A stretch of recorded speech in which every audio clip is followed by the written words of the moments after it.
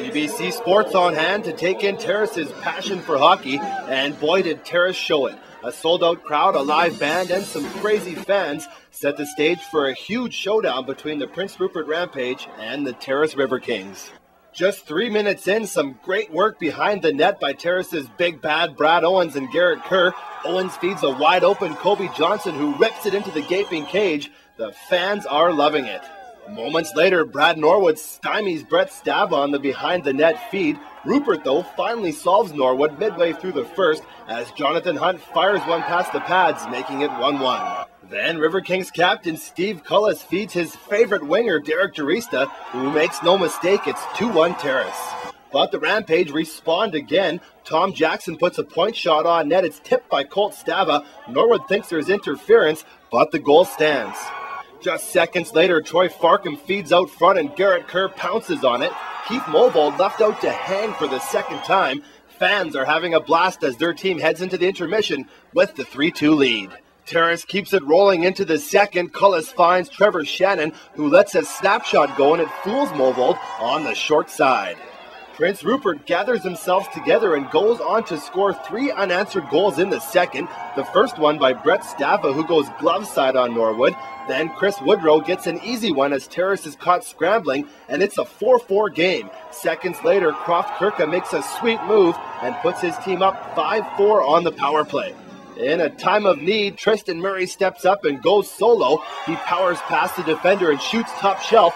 5-5 heading into the third. On the power play, Toby Mitchell is just a second too late as Colt Stava gets his shot off, and it somehow fools Norwood. 6-5 game with 15 to go.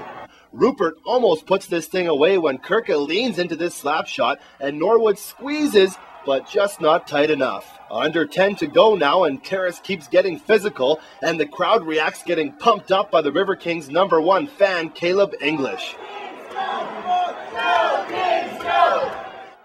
The River Kings get a late power play, and try as they might, they just couldn't get the bounces in the third. The Rampage add an empty netter and take game 1 of the weekend series 8-5, but the home fans sure didn't go home disappointed in this high-scoring affair.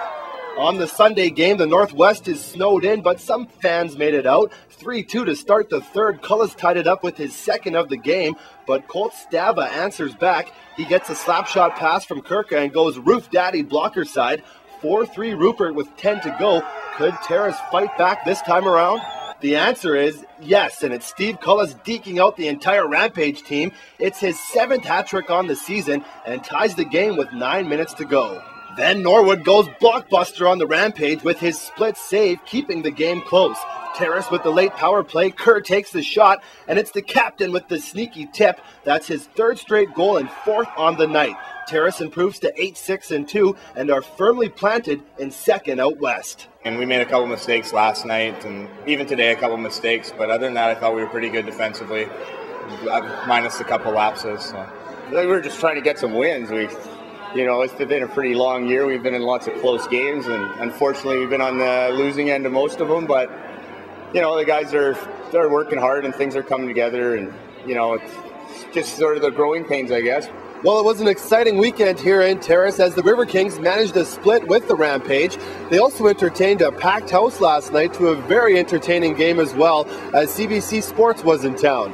Next weekend, these two teams meet again in Prince Rupert.